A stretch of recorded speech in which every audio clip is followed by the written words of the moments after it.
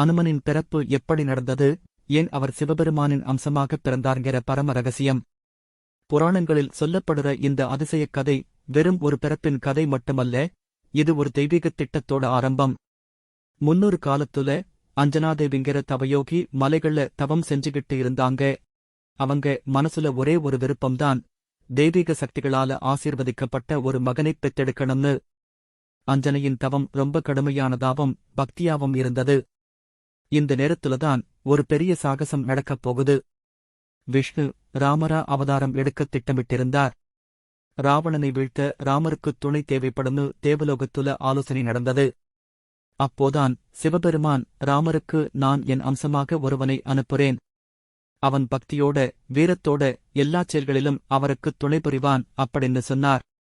அந்த எண்ணத்துல சிவபெருமான் காயத்ரி தேவியின் சக்தியை அருளினார். அத்துடன் வானர ராஜா கேசரியின் வீரத்தையும் இந்தப் பிறப்புல சேர்த்தார். அப்படி அஞ்சனையின் தவம், சிவனோட தீர்மானம் மற்றும் கேசரியோட மரபு, இந்த மூணும் ஒன்னு சேர்ந்தபோல்தான் அனுமன் பிறந்தார். அனுமன்கிறவர் வெறும் ஒரு வானரக் குழந்தை இல்லை.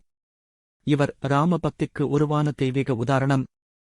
சிவபெருமானின் அம்சமாக வீரத்திற்கும் பக்திக்கும் இணையாக ஒரு தெய்வீக குறிக்கோளுக்காகப் பிறந்தவர்தான் அனுமன். அதனாலதான் அவரை அஞ்சனேயர், வாயுபுத்திரர், சிவாம்ச ஹனுமான் அப்படின்னு பல பேர்ல போற்றுறோம். இது ஒரு தெய்வீகத் திட்டம், சக்தியும் பக்தியும் ஒன்னு சேர்ந்த ஒரு பிறவி.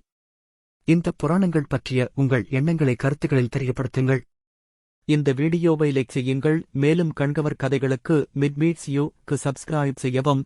நீங்கள் ஒருபோதும் ஒரு எபிசோடை தவறவிடாமல் இருக்க அந்த பெல் ஐகானை அழுத்தவும்.